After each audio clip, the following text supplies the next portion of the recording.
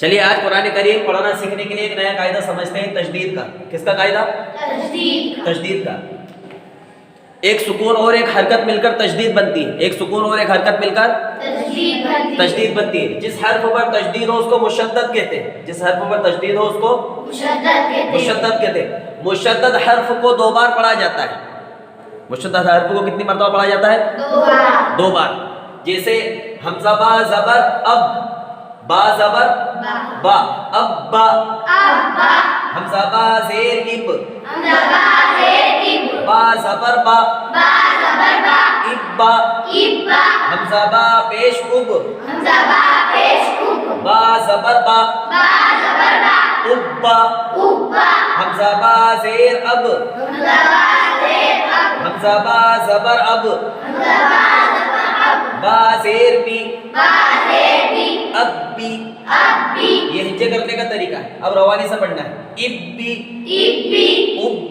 اب بی، اتا، اتا، اتا، اتی، اتی، اتی، اجا، اجی، اجو، اجا، اجی، اجو، ابن، ابن، ابن، ابن، ابن، ابن،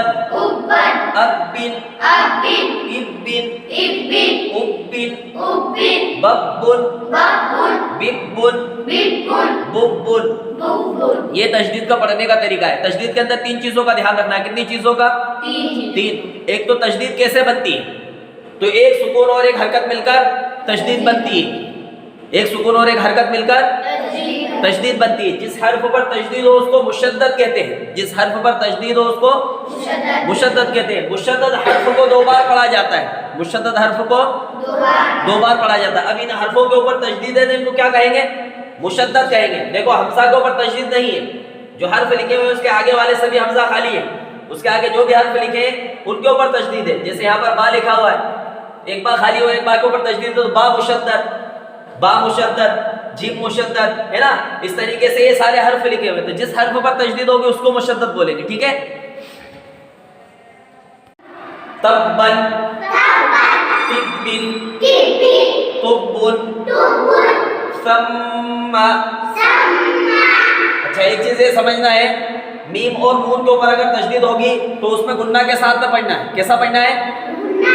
جیسے ثم، ثم، ثم،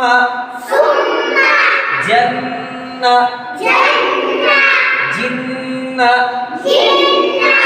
جن، فع، فع، قوی، طوا،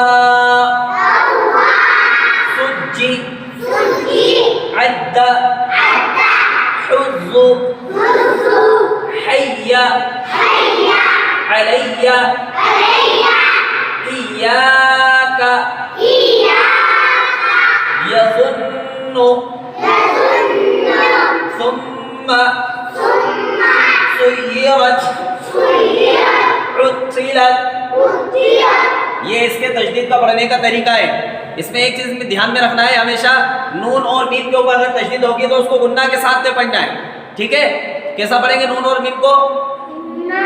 گنہ کے ساتھ۔ گنہ سے مراد ناک میں چھپا کر پڑھیں گے اس کو، ٹھیک ہے؟